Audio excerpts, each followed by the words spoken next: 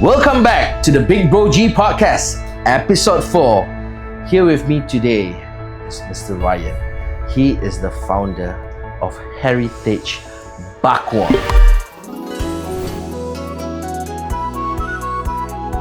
So before we dive in, let's introduce yourself first, Rayyan. Okay, thanks for having me today. My name is Rayyan. I'm the founder of Heritage Bakwa. Heritage Bakwa is a business I launched early last year. Yeah, and I've been doing this full time since then.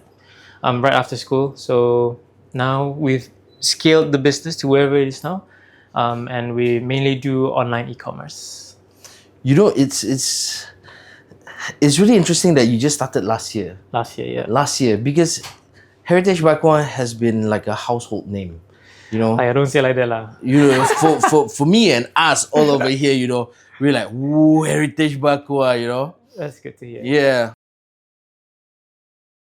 So, okay, let's start this podcast with, I just want to touch a little bit on your family side first, because I want to get to understand how did you get to create this bakwa, right? Yeah. So, as I know, your mom is from a Chinese background, ethnicity, and your dad is Malay, right? So, how did this actually shape your upbringing? I'm the last child, so when my mom married my dad and reverted to Islam, that was like 30 something years ago. So by the time I was around, it sort of already became a tradition, family tradition. So how it all started was my mom wanted at that time my dad and then my elder siblings to experience and enjoy Chinese cuisine. But then 30 years ago, you cannot find halal Chinese food, right? Yeah. So she made her own lah, and she made her own recipe. And then bakwa just happened to be one of it among a few of the things that she made lah. So it was something that she made once a year, and then for like almost every year. That was what I was told. And then by the time I was around, it was already something that was normal lah. Oh, it's normal. Yeah, it was already normal. It's no longer a once a year thing, is it? Maybe sometimes twice a year. Or twice a year, okay. But then it was something that would be never missed. It would become like our own family tradition. And now I'm 21, so your mom has a chef background or something like that, is it? Not really, but recipes she learned sometimes from aunts, from my grandma. My grandma's a good cook. My grandma is a good cook. So that's where she learned all these things. Most probably, yeah. Because 30 years ago, there's not much of halal Chinese cuisine, right? Yeah. So like there's no halal dim sum. I don't think so. 30 over years ago. Yeah. But I mean, it's not halal lah. It's just that she used the ingredients available here. Bakwa is pork based, and then she make a chicken based one. Yeah. That's what I call just halal lah in terms of we can eat lah. The ingredients. We can eat. Yeah. So then about 3-4 years ago, my sister-in-law, I think actually 5 years ago, my sister-in-law tried bakwa for the first time. And then she didn't know what was bakwa. It was not familiar. It's not very common in Brunei if you are not from the Chinese community. So she tried it, brought some to her office. Then all her colleagues just love it and asked my mom to make. Then I was like, hey, maybe we try sell lah. Then sold to her friends, then got some feedback, then I created an IG account, and then just go from there lah. Then I just decided, let's make it a brand and see where it goes. Okay. But so bakwa is actually something that is traditionally pork based, right? Yeah. Yeah. So there's the traditional one. Yeah. So your mom was the one who actually made it with chicken, My mom and my dad actually. But how would your dad actually know how it tastes because like? in Singapore, in Malaysia, bee cheng hiang has always been around for many decades already. So every time see but cannot eat kan. So then my mom say, we try make lah. Then my dad also give some input, and then it was not like an immediate they found a recipe. I think they told me it was something that they worked on over a course of a few years, like randomly try here and there. And then suddenly they got a good enough recipe that my mom said, hey, this tastes very similar to the real one. And you even give like to family, friends, her siblings. Yeah. So it's more like how your mom shaped what Heritage Bakwa is. That's how we started the brand, trying to focus on the tradition in this sense. You know, the tradition now is passing from one generation to now the next, which is me. And trying to let everyone try it, have the whole world try it eventually, maybe. So like when you were doing when your mom was R&D doing the bakwa, like how did your relatives, especially the Chinese one, what was their reaction to it? Okay, that's very difficult because when she was starting out, obviously I was not born yet. Yeah. But for me, my mom's siblings, they do enjoy it. My mom's siblings. My relatives, my first cousins from my mom's side, they're all Chinese kan, so they still enjoy it. But from my side, once I still perfected the recipe a bit, because their recipe was something like a mix and match. It's not fixed. It's everything based is on like agak-agak. So sometimes it tastes a bit sweet, sometimes it's not sweet, sometimes it's salty, sometimes not. So I sort of find the sweet spot. And then after that, I gave a lot of my friends to try, especially my Chinese friends. At first, a lot of them were very skeptical. They thought, "Hey, why you bring pork here?" We have a mixed friend group. Like we have Chinese, we have Malay, kan. Then they say, "Hey, why you bring pork here?" They were a bit cautious, kind and wary. I said, "No lah, this one is chicken punya." Then they try. Then at first they were very shocked because they still thought it was pork. Because it was quite similar. It was just a lot of the feedback that we got is the texture is just not as identical, which is really hard to imitate because pork, chicken is not the same. So, but the taste-wise, flavor-wise, we got a lot of feedback from the Chinese community, very similar. So all of their eyes went big lah, like skeptical lah, like skeptical eyes, like you should chicken. You should chicken. Even because in events we give a lot of free samples. So we still get a lot of Chinese customers who never tried before. Then they never heard about it before. Then they suddenly say, "Hey, bakwa," like that. So it's sometimes very funny, but once they try it, then they give us feedback. Then sometimes we try and fix it here and there lah, where we can. So let's go to your education, because you're tremendous at your marketing, right? Thank you. So I want to know, like, what did you actually study in uni? Well, I didn't go to uni. I finished my O-levels, and after I finished my O-levels, I went straight to I took a diploma in Polytechnic.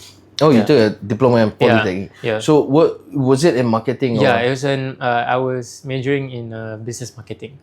So I didn't do A-levels. After O-level, I just went straight to HND. So HND in marketing. But when you were doing your HND, were you planning to become an entrepreneur actually? Actually, before I even went to Polytechnic, I was already doing my own side business.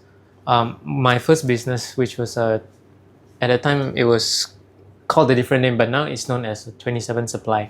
Oh, so you started 27 Supply before you finished Poly? I opened 27 Supply 1 week after I finished my O-level exam. 2 weeks. O-level exam? That same month I finished my O-level exam, I opened the shop. This was when you were, how old were you? 16.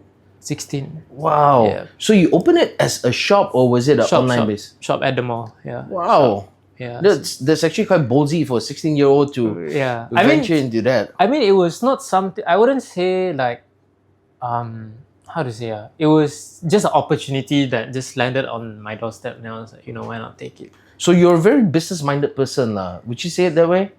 Because honestly, when I was 16 years old, I was chasing after girls, man. Left, right, center, come on. You feel me? I mean, I started way earlier before that. I started at 14, but it was online on Instagram. So I did on Instagram for 2 years, and then I got to know my now business partner who's running 27 with me. So I co-own it, I co-founded it. So it's two of us.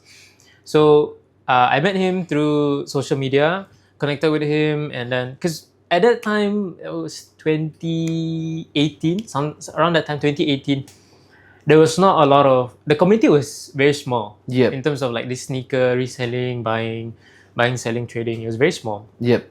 So a lot of people know each other in this space. So I got to know him, and then he turned out to be also selling sneakers and all this thing on the side. So for 2 years, we actually were just doing it separately. And then until one day we got the opportunity to open the shop, then we merged together, then we co-found 27 Supply. Yeah. So at that time, which was very funny, was because, you know, if you open a business, you have to do ROC. Yeah. I couldn't sign. Yeah, because you need to be have at to least 18, right? Yeah. So for 2 years, the business was under his name. Sole proprietor. The day I turned 18 was when we put my name in ROC and changed to partnership. Wow. Yeah. Then that was my first real experience in business. Business. It's been about 5 years now. But this year's 5 years. What get you into the sneaker business at first when you were doing it online? Why sneaker? Okay, at first it was not like I'm going to sell sneakers to make money. Yeah. Like I'm gonna be rich selling sneakers. It was more of a passion project. During like that 2016, 2018 time, streetwear was like very big on social media. You got all these you see all these YouTubers wearing all these designer brands, streetwear brands like Supreme, Babe, Palace, all these very, very hype beastie brands. And you know, I was watching YouTube and all these YouTubers so I was like, hey, I want to dress like them, I want to wear all those sneakers But then 14-year-old, I got no money. Yeah. Obviously my parents don't want to spend money, right? Because all these things are very expensive. It is. Yeah. And because obviously logic also, I was still growing so you know, you wouldn't buy someone who's growing something so expensive not fit in 1, 2, 3 years. So I had to figure out where to get the money. So I had a trip to Japan with my family, and for those who doesn't know, streetwear is very big in Japan. Yeah, it's huge over it's there. like the capital of streetwear. So especially Tokyo lah. So we were in Tokyo. I went to a few shops. Then apparently, well, coincidentally, my parents were in a good mood lah. They bought me 1, 2 items. I came back. I was like so sayang, never wear. I was like, oh, this one is very rare. It's still valuable. Yeah, so I didn't wear it. Then for maybe like 2-3 months, it was just sitting in my closet. I haven't even washed. It was still in the plastic bag. Wow. Yeah. Then I just said, hey, maybe I try and sell. lah. So I make an IG account. It was no second nature. It was just like randomly had the thought. Yeah, hey, so it wasn't something that was planned, but no. let's try to sell this. Yeah. Then I made an IG account, took a picture, post within like 1-2 hours. My friend bought it. Wow. I made like $50. I was like, wow, this maybe can turn into. Then that's where I got the realization that this can become a business. Maybe then I can get the profit and then buy more shoes for myself that I actually would wear. Yeah. So I did that. I started with $100 from that one shirt. I sold it, flipped it, and then buy again, flip it, buy again, flip. But at 14 years old, how did you source all the goods? Oh yeah, that was one of the problems because now I'm back in Brunei. I'm not in Tokyo anymore, so I could not access. Then I found this guy who's back in the days you would call them a proxy. Okay, what's a proxy? Now you call it a personal shopper. Okay. So I found a guy who lives in Japan, but he's Malay. I think Malaysian who's living in Tokyo. Then he will buy, and then he will send to me. Then I just bang into him. And then that's how I got my inventory. But it was start very small. We started with 1 shirt. Then I got the profit, and then buy 2 shirts, and then sell. Then I buy 4, and then until I get maybe like $300, I buy a shoe. Then shoe got bigger margin. Then sell. Then flip all the way until I flipped it all the way until I had enough inventory to open a shop. Wow. Yeah. So that took you not that long. 2 years. 2 years. 2 years is a very short time. Yeah. From making $50 into a shop? $100. We start $100. $100 all the way until I think 10,000-20,000. Wow. Then open the shop lah. But I'm still wondering, like, how on earth did you found that Malay guy in Japan? Or IG, found him on IG. And how did you guys actually build that trust? You know, like you're gonna send money over. I mean, he doesn't need trust because he gets the money first, then he go buy. It was just me. Yeah, because like Yeah. from your side, it's like, you know, I send this money there. Am I gonna get my products over? You know, for Bismillah a saja lah, bro. 14 years old, you know, doing that is wow. Actually, if come to think about it, I don't know why I was not thinking so much lah back then.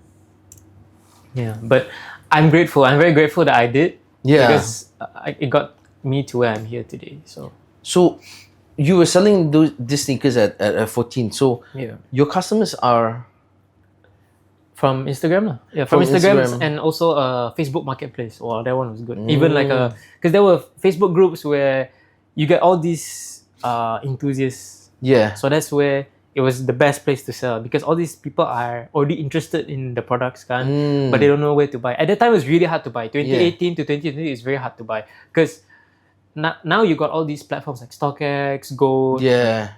all these different platforms where you can buy these rare sneakers. Back then, you had to know someone who knows someone who knows someone who Yeah. can get you these specific items. And at that age, how do you know like the goods that you're receiving and you're selling is actually authentic? So, because all these proxies, they will buy direct from the store. They will queue up especially for limited releases. They will Yep. queue up.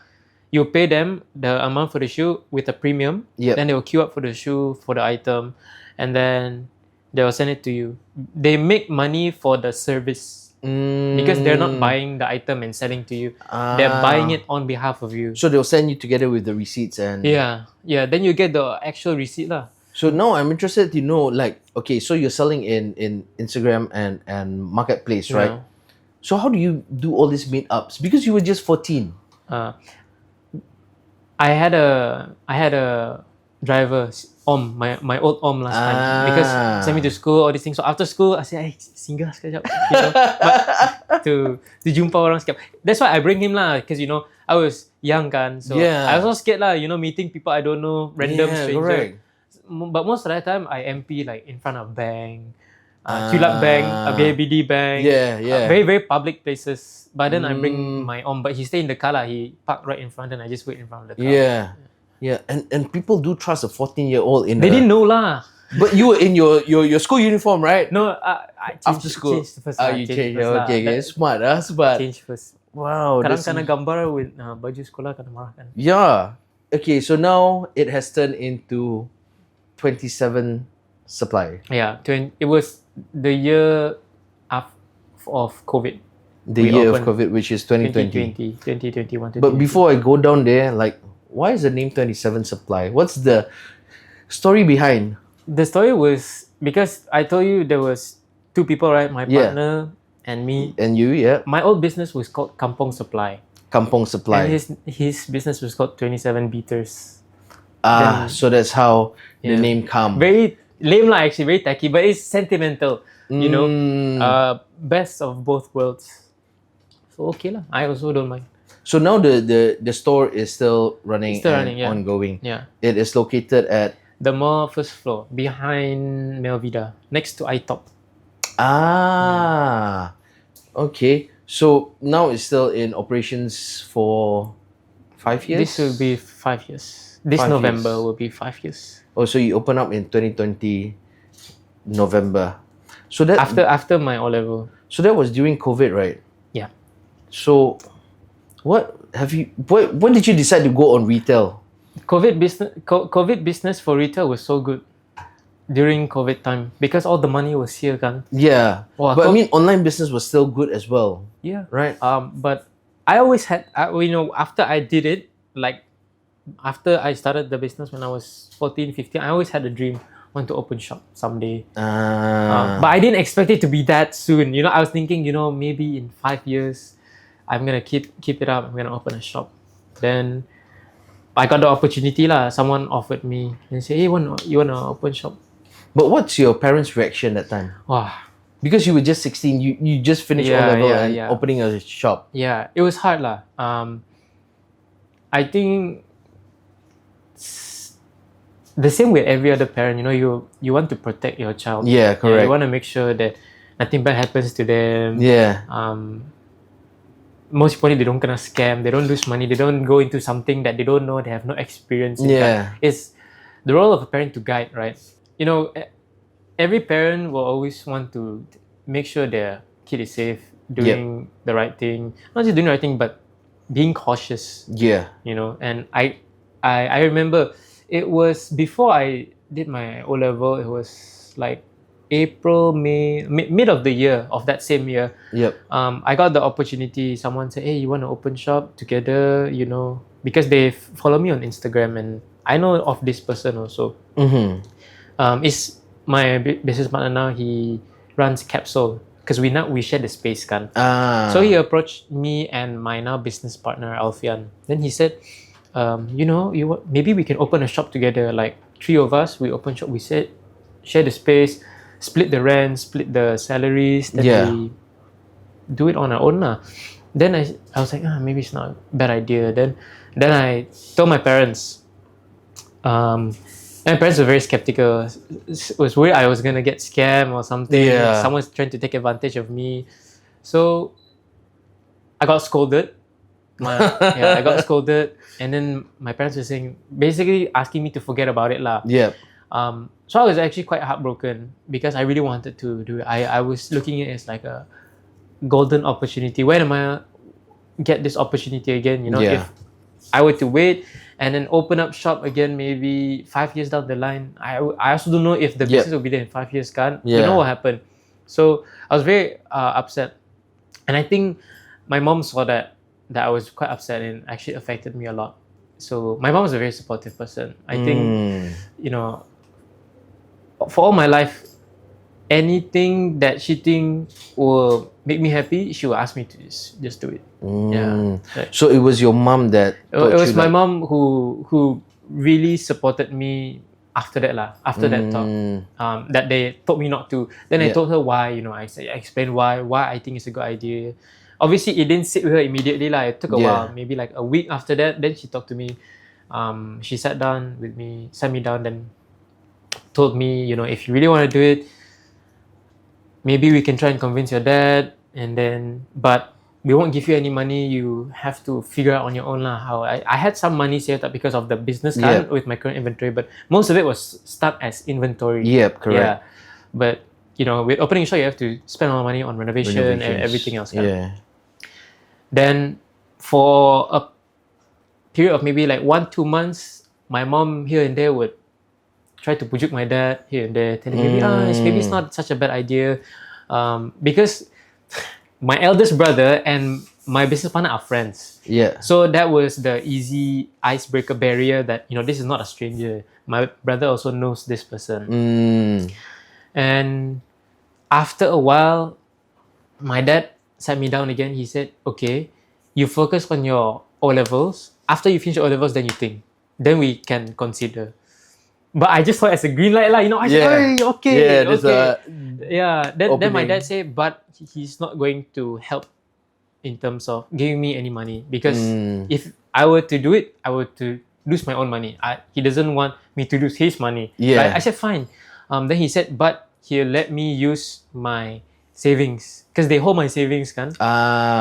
From when I was until born, we get angpao, kan? Angpao money. That angpao money is supposed to be my university money. Oh. Yeah. Then my dad said, "Okay, you use your university money, but if you lose your university money, then you gotta figure out how you're going to go to uni lah." Yeah. But at that time, I didn't know didn't want to continue uni, so I was okay, fine, sure.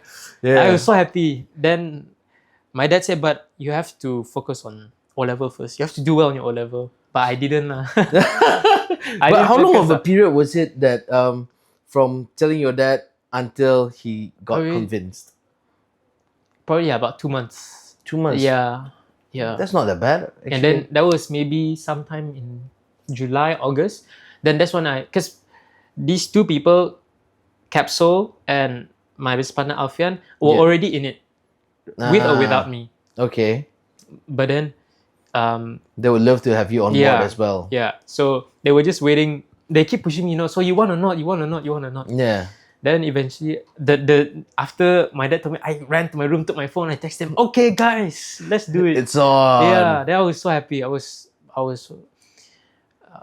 so excited. Then, I still tried to study for my exam, but it was so hard to focus. I was so excited. Yeah. But I couldn't go out to run the errands with my business partner. One, I couldn't drive. Yeah. Then, I had to study. They were doing while I was studying. They were meeting contractors to do the renovation. They were sorting out things, planning, meeting. I was at home studying, but I was still very excited lah. Then the day I finished my last paper, I think it was like mid-October. That same afternoon, I went to the shop. I was the first time I saw the shop. All this while I looked at from my phone. So you need to like wait until the whole O-level exam. Because I wasn't grgrounded, but I just had to really focus for 1 month because O-level is 1 whole month. Yeah. The whole of October. October, yeah. Yeah. So it opened in November, right? Yeah. A week and a half, I think, after my final paper. Yeah. So your parents was there for the opening and Yeah, stuff? of course, yeah. So they were really, really proud Yeah, of it. I mean after everything sort of got into place and they saw how I was doing, everything, I think that was when they really saw, wow, maybe this could be something that he could actually do. And now I have all their full support, everything. Yeah, everything. No, not even. So when the O-level results came out, where you said you didn't do really well, was your dad pissed? Okay lah.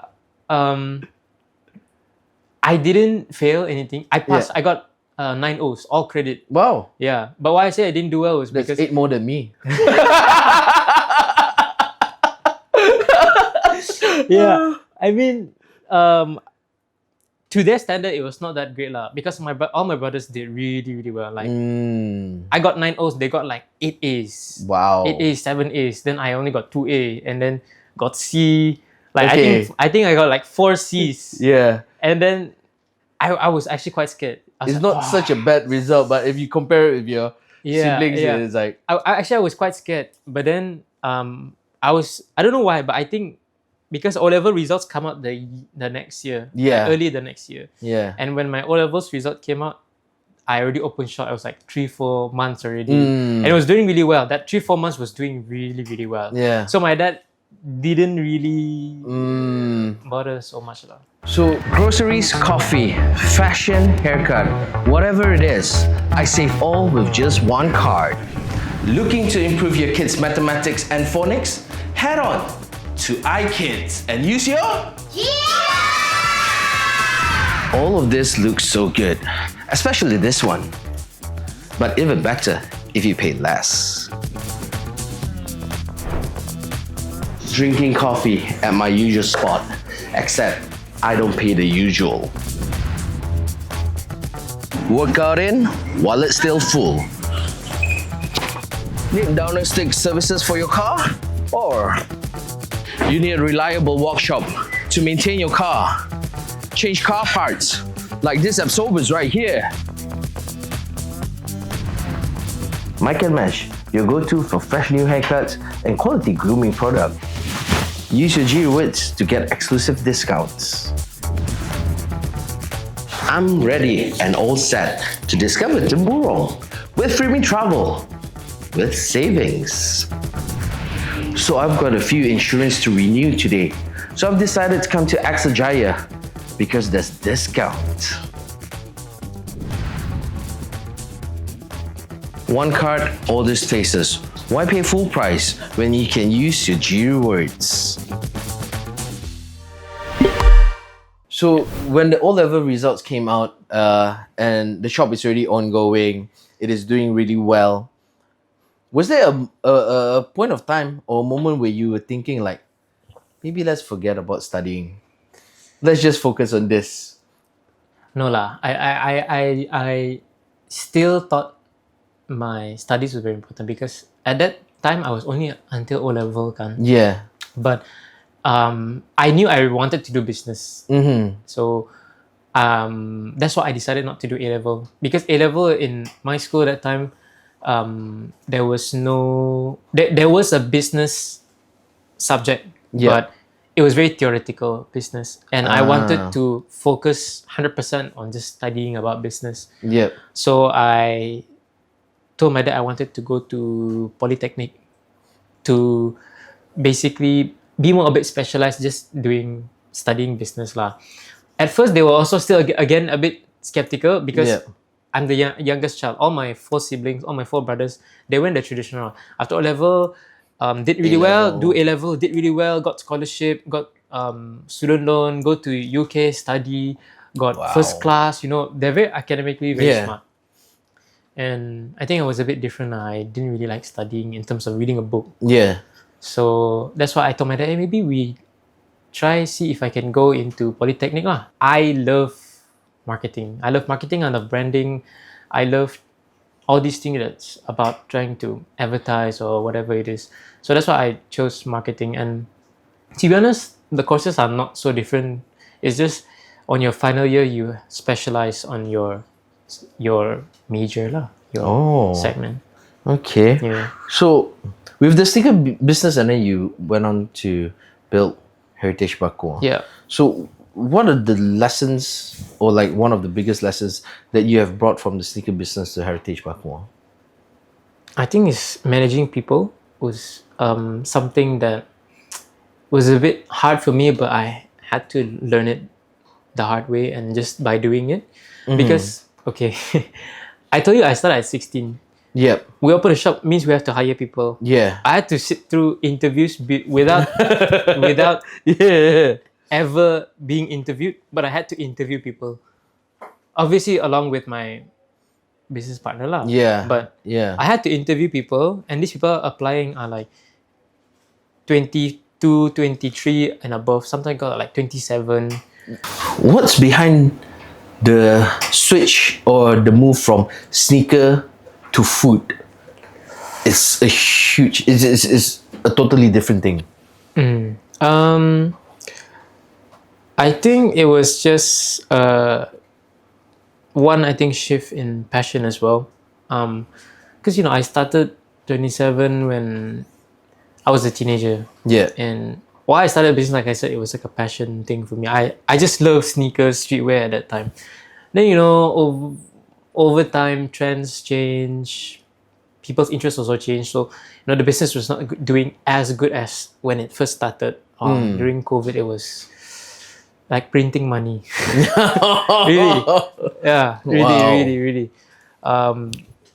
Alhamdulillah, it was good. But then things got more accessible for people over the years. So the business was not doing as good as it was. It's still making money, still being able to cover all the overheads. But then I think the passion inside of me for sneakers and apparel and all this streetwear, I think moved away into something else lah. My preference also changed. Yeah. Then I went to Polytechnic. Yep. And I was just studying at that time. Business was on the side. Yeah. It was full time. Then I went to Polytechnic. Then I decided I just want to study first. I want to learn this business thing, learn all the real business things like accounting. I didn't know how to do accounting that time. Yeah. I didn't know how to accounting, do finance, and then learn actually the traditional marketing theories and all this thing. Then randomly, I had the idea to start Heritage Bakwa, and I thought it was something that aligned with me, what I believe in, my family traditions and all these things. Then I just decided, why not take a shot at it. But why was it food and not any other things? I think to be honest, retail is very challenging. Retail is very challenging. So you want to actually try something? Yeah, because you see, I told you I was very interested in marketing and branding. Yeah. That's my passion. In terms of business, that's my passion. And trying to tell a story of a brand. I wanted my own shot at it. But when I was doing retail at 27, there was no brand loyalty. You cannot get brand loyalty because at the end of the day, I think you can also relate to this a Yeah. bit, because we're selling someone else's product. Yes. People are loyal to the product in terms of the branding of the product. Say like Yeah. Nike, Adidas, New Balance. Correct. But then they're not loyal to you. As long as they can get it cheaper elsewhere, why you want to go buy from you? Yeah, that's Right. a big challenge for Yeah. us. Yeah. So that's when I felt like, I want a bit more self-fulfillment as well. Yeah. And I cannot control the products. Why Yeah. also the sneaker business was not doing so well was because Nike, Adidas, New Balance, all these brands were not performing as well if later down the line. Yeah. They oversaturated the market with all these silhouettes and colorways that people got bored of it. People Yeah. got tired of it already. Yeah, and So- it's out of your control. So it was not something that I could control. Then it's very challenging lah. Then I decided to create my own brand, and now I control the product. I'm manufacturing the So product. now, Yeah. that's why you created Then I can tell the Heritage story. Yeah. Bakwa. Yeah. So walk me through the early days of creating Heritage Bakwa. Yeah. What was it like? Like how did you start? Like through home kitchen, and then what was the testing? The procedure. Like how did the whole thing unfold? Okay. Actually, it was a very long process. We took 2 years to start. Oh, Yeah. 2 years From the day I say, hey, why not we try and do this as a business? until you Until we launched. launched, it was 2 years. Wow. Yeah. So I really took my time in terms of planning, R&D. So the first thing that we did was I tried to learn the recipe. Because before that time, I didn't know how to make it. Oh. Yeah, I knew some part of it, but I don't know what ingredient to use, how to make it. I just knew one process because every year when my mom made it before that, she would call me to help and campur. Yeah. Mix the seasoning. So that was the only part I knew at that point. So I got my mom to teach me. Then I learned lah. Then I found her old recipe book, and then it's that recipe book where it's like ada tumpah kicap. It's very very old, very old. You can see the heritage in the book. Yeah. It's like a 30-year-old notebook. Yeah, and the paper very crispy. Yeah. Very All her stiff. R&Ds are there. Yeah. Then it's a mix. It's a lot of recipes in there of the ones that she made. So, I learned. Then I try and perfect the recipe. So we made so many batches. And then initially we didn't do it like I said in terms of specific measurements. So it was still agak-agak. Yeah. So in terms of the seasoning, my dad is really good at tasting and figuring out what's missing. But he's not a cook per se, but he has a good. He's got a good palate. Yeah. So every time I ask him to try, then he would say, it's a bit too sweet, it's a bit too salty, it's a bit too this, that. So I took maybe 3-4 months to really get it right. And then I tried to create a new recipe, as a new flavor. Because at that time it was just one. It's just the original bakwa. But I wanted to make another flavor. And for those who don't know, I don't know how to cook, man. Oh. Yeah, that's the hard part because I don't know how to cook. But my siblings know how to cook. My brother is a chef. Wow. Yeah. So take some advice, get him to help here and there. Then I came up with the Sichuan pepper flavor. That was my recipe. Yeah. Yeah, I remember trying the Sichuan flavor, and then I think there's the citrus one as well, right? One. Yeah. Now we have another one. It's a honey garlic. That's the latest one. Oh. Yeah. So I tried. We got those recipes down. Then we worked on the branding. At that point, there was still no name yet. So you were going through perfecting your bakwa the product first. But when you launch with all these flavors already. Just two. Oh, just classic two. and Sichuan pepper.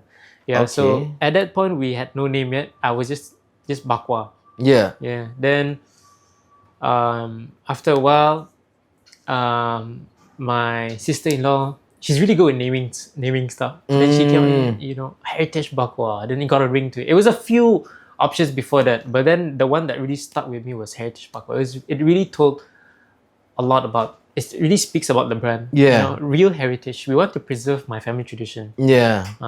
Because it's not just the Chinese culture, it's the Malay culture as well. Because Yeah. my dad has a lot of input to it, and we actually use a lot of local seasoning spices.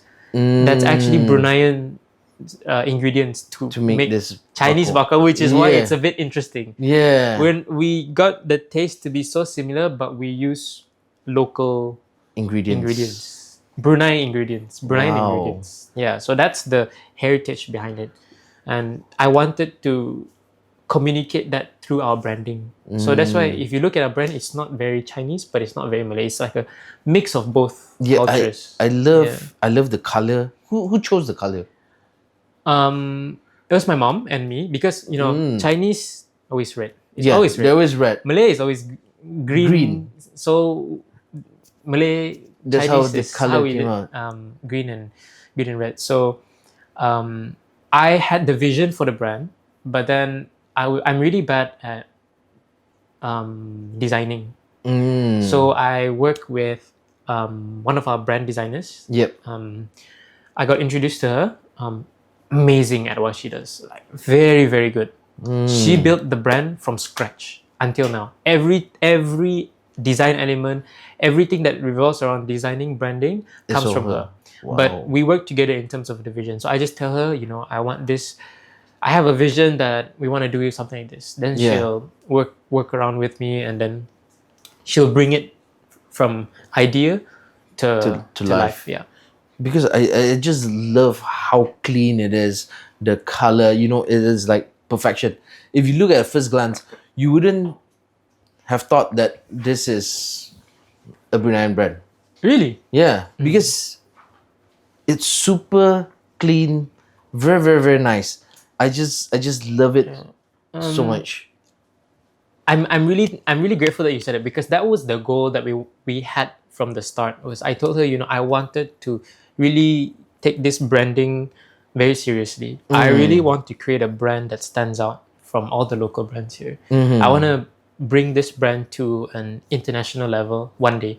So we have to start strong. We have to start strong, and we have to make our way there eventually, right? So like I mentioned, we got 2 years before we launched. The whole branding maybe took like almost a year. Wow. Like I 8 actually months. love how you do things. You do not rush into things. You take your time, make it. I think with time, that's where the quality is. You really have to do Yeah. your best. Yeah. But what was the biggest challenge actually to make the bakwa authentic but halal? What was the biggest challenge into it? Getting the texture right was the hardest part. The texture part. Yeah. I think for people who've never tried bakwa, obviously I've also never tried the bakwa, but just from my mom and a lot of feedback as well. Getting bakwa is known for that very tender, that it sort of melts in your mouth. Yeah. So getting chicken to have a texture like pork, it was the hardest part. That was one thing that I perfected, which I found the best way to process the chicken to make it very tender. Yeah. Because a lot of if it's not tender, it becomes very chewy. It's chewy. It's very jerky like. Yeah, correct. That was what I initially. Our bakwa at first was quite similar to that. The taste was there, but the texture was not there. So that was what R&D took a long time. Yeah, because I was really surprised when the first time I tried Heritage Bakwa. When I bite into it, I was like, chicken bakwa doesn't have this texture, Yeah, it's like very gelatin-like, very jelly-like. Yeah. Very tender. So the texture was the toughest. The toughest part, yeah. The flavor was not so. Maybe also because the flavor was already semi-perfected when I started, right? So you gave this out to your relatives to try out? Relatives, friends, family. Yeah. So people who have tasted, like they... So did you face any like skepticism or whatsoever from them? Yeah, I mean up till now, because now we're in the process of getting our halal permits. I think it's really important, not just because of we need it, but because to create an assurance to our customers. Because the nature of the product, it's traditionally pork based, and most people who know about the product will know that it's pork based. So Yeah. us coming out with a chicken based, we need that halal cert lah. So now we're in the process of getting it. Very long process, but almost there. So hopefully we get it by this year, our permit. But that the skepticism come from the people who know what it is. Yeah. You know, yeah. I think from that community, you know, because for me, the first time when I saw, I was like, Heritage Bakwa. So this guy is making bakwa. I was like, how can this guy make bakwa first? He need to taste bakwa, then he would know bakwa, then he Yeah. will like, oh, let's make a halal version. That was my first thought. I was like, cannot be. I say like, how can you create something without testing it, right? Yeah. But like talking with you right now, then I go through the whole process with your mom and family. Okay, now that makes sense. Yeah. Because my mom made the recipe just based off her memory of how it used to taste like. Because obviously after she reverted, she cannot taste again, right? Yeah. So it was just that then feedback from her siblings, her friends. Then they say, oh, maybe you try and make it like this, maybe like it like that. So when your mom was making it back then, the texture was nothing like Not today's. anything like what it is. It's not far off, but I think after what I did, we took a long time to really improve the process to get it to be very tender. So was your brother the one who's the chef, played a big role in making that texture? A lot of there? advice as well, yeah. My brothers helped me in terms of giving a lot of advice how to get that texture to be better, how to make it more tender, how to process it, and also helping with newer recipes, because I said I don't cook. Yeah, correct. So a lot of the newer flavors was majority my brother who did a lot of the R&D. Yeah, the one who's a chef. So I told him maybe we try this flavor. Can we try and, come up with this citrus flavor for Chinese New Year? Make it with like a citrus, orange zest, just for the festive season. Yeah. Then he at first head scratch lah, like zest chicken. But then it was successful. Yeah, it was good. It was really good. Heritage Bakwa's visual identity was your vision, but you got a brand designer, to make it. So what was the other names that came out on the list? What was the potential of? I don't think I want to say that. I don't think I want to say that. I'm very happy that we went with Heritage Bakwa and not the other route. But if I went the other route, I don't think I would be nearly or not even remotely close to where I am now. Like, it's horrible name. Wow, Horrible. So out of all of those, how many was there? How many names? Probably were like 3. Oh, there was It was 3. Heritage Bakwa, then 2 more. I don't think I don't want to say the 2. So it was a good thing that you guys landed on. Yeah. Heritage Bakwa really, I feel like it has a ring to it. Heritage Bakwa. You feel, Heritage Bakwa. So was it all your decision, or did you like consulted your parents, like My should mom. we go? Because when we started, I work a lot with my mom. Even actually until now, before we do a lot of major brand decisions, I always consult with her first, because I feel like this brand is essentially her legacy. Yeah. So I wanted obviously her approval in terms of how the brand will grow, what direction the brand will go, and I want to make sure that one, obviously have a blessing in terms of the branding, but that she approves it and she's happy with what the brand is as well. Because like I said, it's her legacy at the end of the day. Yeah. But Heritage Bakwa's social media is all you. Yeah. In terms of content, but the photo shoots, everything, we still work with a few talents lah that really bring, because like I said, before this I don't know how to operate a camera. Yeah. So like your social media, what was the whole idea behind your social media? Because your social media blows up. Everyone knows Heritage Bakwa, and I knew Heritage Bakwa through social media as well.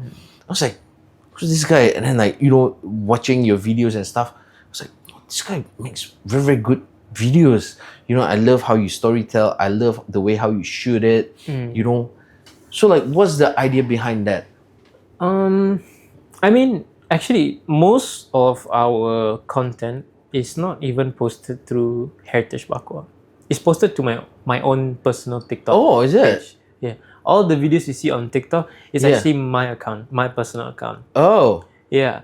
So I wanted to do founder POV content because I think, well, I started doing content last year, and last year it was really big on founder POV TikTok. Founder POV content lah. Essentially showing what it's like running the business, a bit of behind the scenes, but from my lens. Yeah. Yeah. So for me at first I just did it because, you know, why not? Just go out of my comfort zone.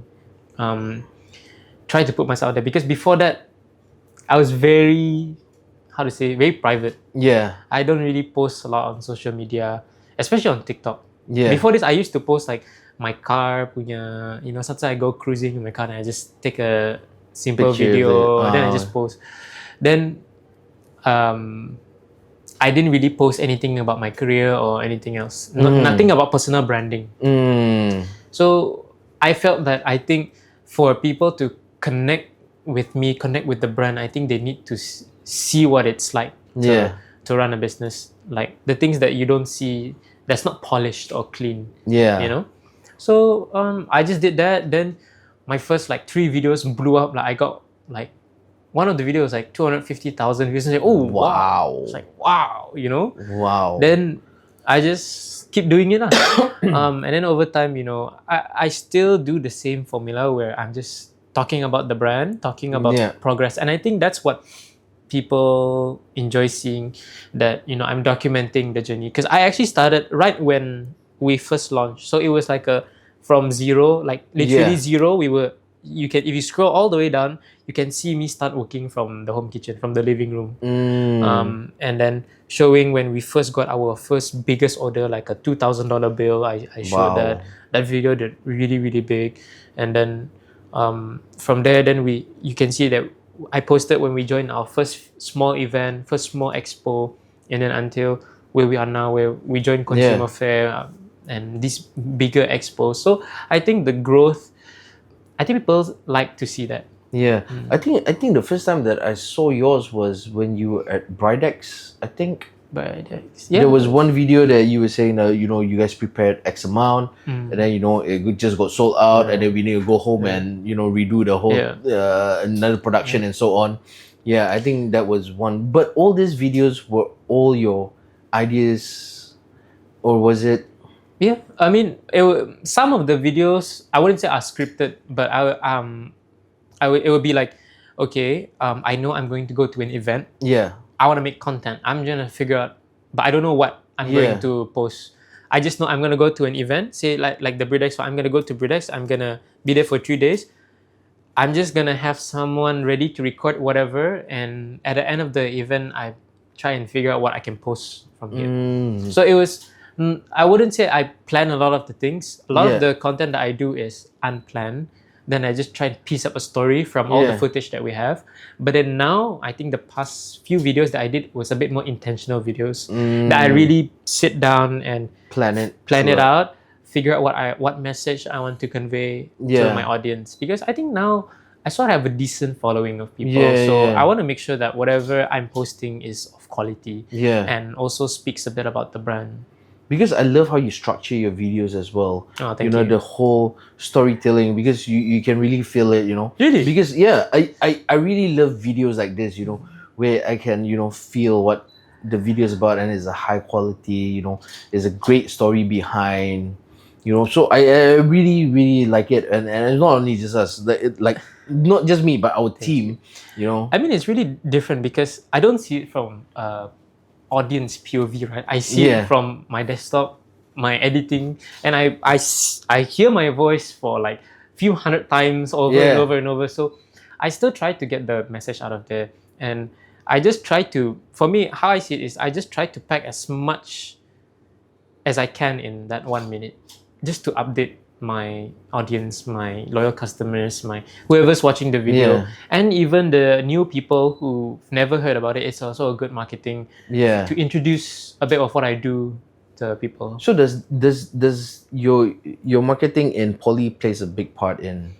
I think it definitely played a role in terms of, because in poly we still learn the traditional marketing. They don't teach you how to do content. That's the downside lah. They don't teach you how to create stories. They don't teach you how to draft all these things, but they teach you the fundamentals lah. All these theories and all these things. Like the marketing funnel and all the other laws of marketing. Yep. So without it, I think it would still be a bit of a struggle. Yeah. But I think a lot of my skills were honed just from doing it and learning every step of the way. YouTube, Googling it, asking lot of research. asking a lot of actual professional videographers, Yeah. and talking with people. Learn how to make stories. Because before this, I didn't know how to work a camera at all. Then I forced myself. I buy a camera, then I learn. Then you need to learn. Because now it's some You invested financial, into it. financial Yeah. element to it that I have to actually do it. So I bought it, then I learned, then I still shoot almost all of my content on my own, except sometimes where I need to be in frame. Then I get one of my staff to say, "Hey, can you record me?" Something like that. Okay. Yeah. But I still do all the editing myself. Wow. Yeah. You do the whole Everything. editing by yourself. Everything here. Wow. Everything. Wow. Now we do a lot of like the intended videos, right? So I do the storyboarding. I figure out what I want to say, the script writing. Yeah. And then the shot planning. Yeah. And then the shooting. Wow. So it's that's why I don't post as much, because I have to balance between content creation you don't have and a lot of time to do and that. running the business. Yeah. So I still try my best. I don't have a fixed schedule, but whenever I try to force myself to try and shoot something at least once, at least for a few minutes a day, just so I can continue learning, trying to try something. Sometimes I see something on TikTok or Instagram that I say, "Hey, I want to try that shot." Then I just go take my camera, 5-10 minutes, try to figure out. If not, look for a tutorial. Then I Wow, I love what you're doing. Groceries, coffee, fashion, haircut, whatever it is, I save all with just one card. Looking to improve your kids' mathematics and phonics? Head on to iKids and use your... All of this looks so good, especially this one. But even better if you pay less. Drinking coffee at my usual spot, except I don't pay the usual. Workout in, wallet still full. Need downer stick services for your car? Or you need a reliable workshop to maintain your car? Change car parts, like this absorbers right here. Mike and Mesh, your go-to for fresh new haircuts and quality grooming product. Use your GRewards to get exclusive discounts. I'm ready and all set to discover BigBroG with freebie travel, with savings. So I've got a few insurance to renew today. So I've decided to come to AXA Jaya because there's discount. One card, all these faces. Why pay full price when you can use your GRewards? So what's one marketing move you made that you're most proud of? I definitely starting content creation, like pushing out content, like the founder-led content that I said. That was, I think, my best decision. I don't think I would have been here and got the opportunities I got without content creation. Obviously, rezeki from God, right? But effort is also one thing. So without me putting myself out there, I don't think I would have gotten a lot of the opportunities that I got. So okay, now I would like to ask about like your struggles and overcoming failure, if there's any. Yeah. But so yeah, what's the hardest part of running Heritage Bakwa so far? I think it's constantly trying to innovate, trying to be creative. I think that's the struggle that I still suffer until today, because in terms of both content creation and trying to innovate your branding, your products, because at the end of the day, people have to realize we're a one product company. Correct. We have maybe different flavors, but it's in the name, Heritage Bakwa. We cannot sell other stuff Yeah. that's not relevant. Yeah. Like let's say for Gmart, you can sell whatever you want. Yeah, You're a correct. mart. You Yeah. can sell whatever you want. But for us, we have to focus on bakwa. So that's one thing. And trying to innovate from that is very difficult. But now we start, doing gifting sets, all these different product lines to try and think outside the box, right? And then second comes to creativity for content creation. I get a lot of content block all the time. Figuring out what I want to post, Luckily, I don't have a schedule, like I said, right? Yeah. But sometimes I go like a week or two without posting content. I say, hey, Yeah. what now? What to do? What Or to do I look next. back at my feed. I say, every time I do the same videos, so I feel like it's that's very hard lah. And like I said, I think until today, managing people still again Managing people very is hard. I totally agree Managing with people you. because you have to you're responsible for all of your stuff. Yeah. Yeah. Correct. And then I think there's this pressure on you. I think we talked about it before. There's this pressure on you that you have to provide for all your staff, for them to provide their families, and Yes.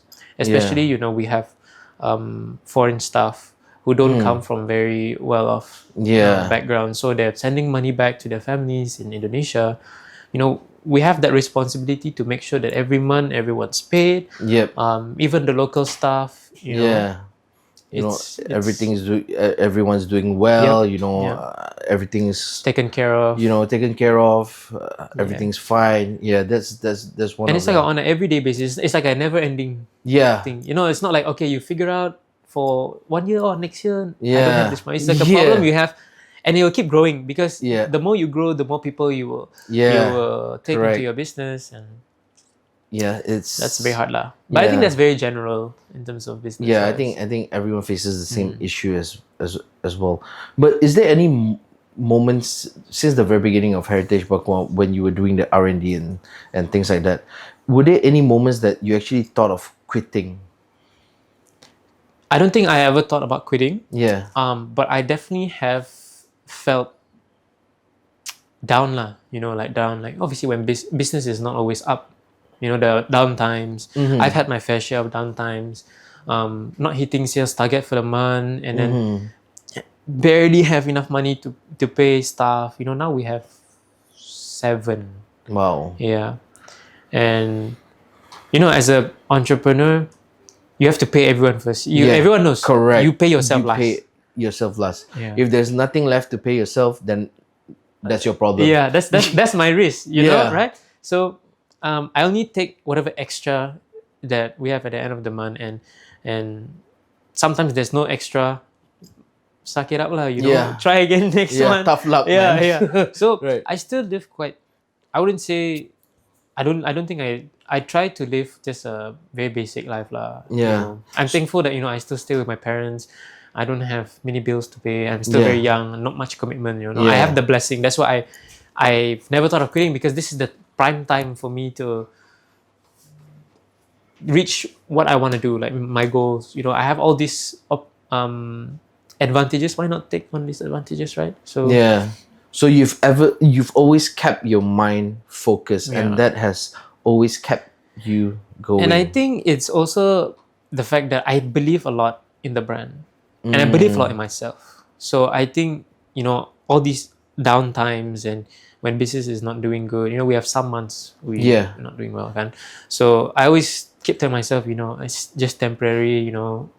Have patience. You will eventually see better days. Then you'll forget about all the times when it was bad once you hit those good days. Yeah. So that's something I try to look forward to all the time. But is there any moment where, when you're at that moment of bad times, that you start to question yourself?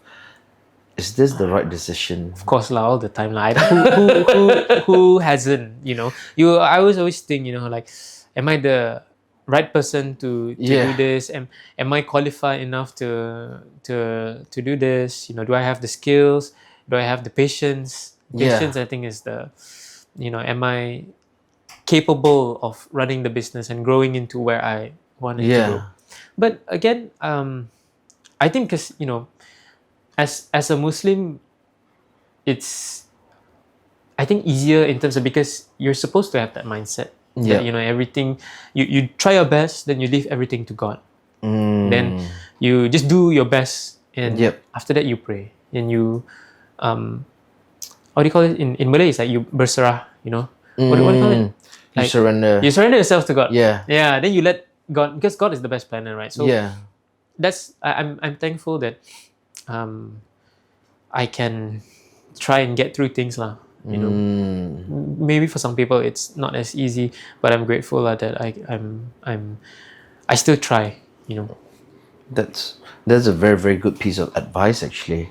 So, is there any like big mistakes you made that became valuable lessons? Big mistakes, I think, in terms of just like not just for Heritage Bakwa, like just from all my years of doing, and I'm saying all my years is not even that long, It's 6 years lah. Okay, 6 years lah. 6 years. 6 years. I would say is actually to do a lot of planning. That's why I think I learned a lot from 27. Even though we're not making as much now, I look at it as like a good, like, if not the best stepping stone that I could have to launch myself into the business world, learning everything from the field, and one of that was really learn to plan. That's why we took 2 years to start the business Heritage Bakwa, because sometimes if you really rush into things, you don't do the best job. And I think that's something that happened before. We rushed into things, we didn't do proper planning, we didn't think through a lot of scenarios, and it was a lot of assumption. We just assume it's gonna do it. We assume that everything will go to plan, but we don't think about all the other things that you don't know, all the hidden things that you never thought about. That's I would say one of the mistakes that I had to go through to learn.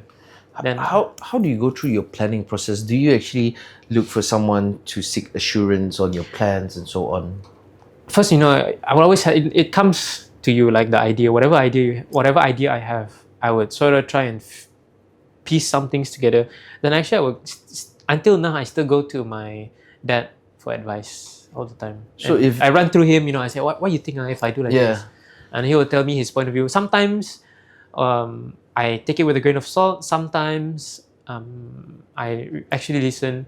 I still believe in my judgment, but I try to keep an open mind, not just through my dad, but my other siblings, because my other siblings also have their own businesses on the side. So I try and run by them, get their opinions, get their feedback, see what that I might have not taken into consideration from their POV, and not just family, but even friends. I try to surround myself with like-minded people. Sometimes I ask from people with experience, people who know what I'm trying to do, So it's not like a one place that I ask, or one place that I validate. Because like for me, sometimes, like when I plan something, I actually have the answer in my head. Sometimes I just want to look for someone to validate. To validate. Actually, if that guy said, but you already have your answer. Nah, I'm still going. Then you're like, hey, what this guy know? Like, no, nothing one. So I don't know if you do have that situation as well, I of course I do. Like I just said just now, my dad. Sometimes you say, especially last time when during the sneaker thing, right?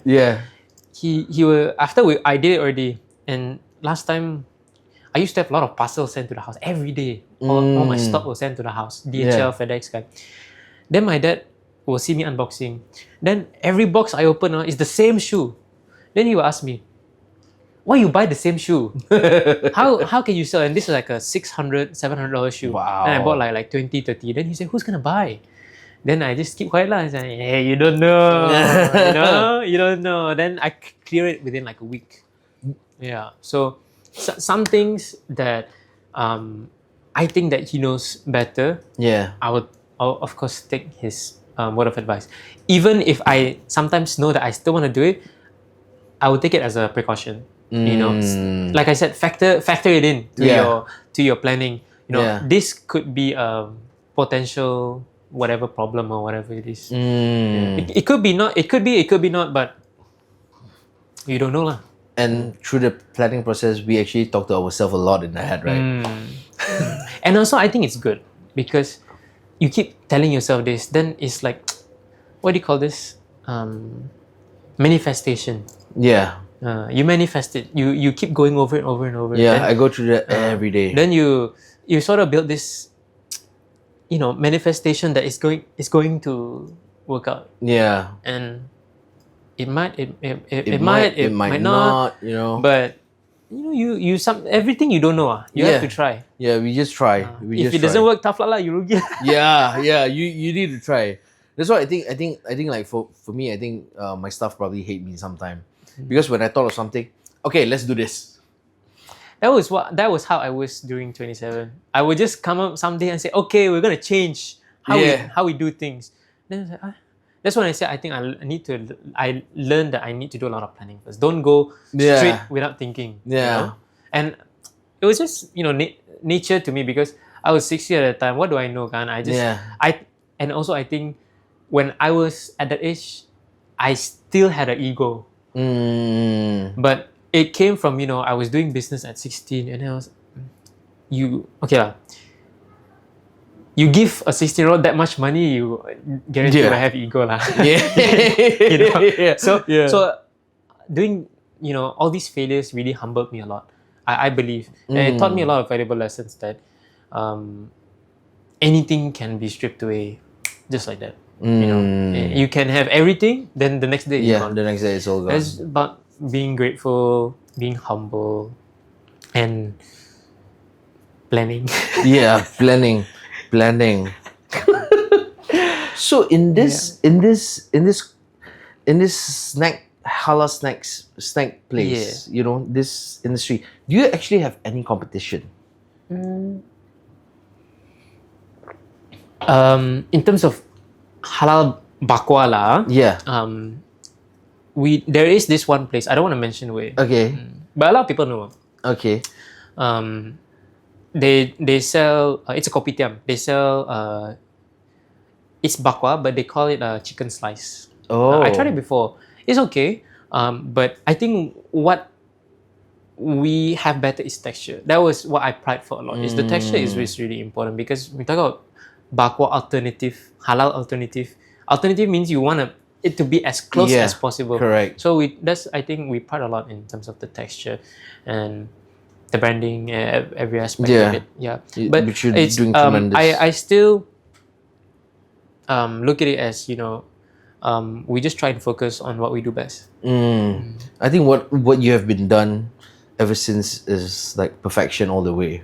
No lah. Yeah, that's why I always look through. I was like, and then before this we met one time, and when I was talking to you, I was like, wow, I love how this guy thinks because he's the type who actually sits down, do his proper planning, do everything, then execute. So patient. It's funny that you said that because I think I still struggle with patience a lot. Really? Yeah, and I think it was really good. It was a really good idea that I ran through my mom with all the ideas before we actually started and getting her approval because my mama, she will plan everything to the T. Not business but everything else her day, her routine, everything. She's a very organized person. She's a very organized. That's the right word. Wow. She's a very organized person. So when I told her, I want to start this bakwa business, and then she said, okay, sure. You plan everything, and then you tell me what you want to do. So, plan nantilah fikirkan, we just do saja. Then that's why she said, no lah, you have to plan. You plan it first, and then you run it through me. Then we fix it together. Then we'll figure it out together. But you need to plan everything. She's a very organized person. So What's your mom's background actually? well, she was she used to be a teacher. Oh. But most of the time she was a stay-at-home mom. Okay. But then she was a tuition teacher at home during night time. So she used to teach PSR tuition, English, maths, and science for PSR, primary 6 for like 30 years. Oh wow. Yeah, almost 30 years. Then before that, she was a teacher at PGGMB a while back. Yeah. Okay. But then she stopped after my brother was born, so she could take care of my siblings. And then as a side income, she would work at night lah. When my brothers are at home, then she can. So students will come to the house and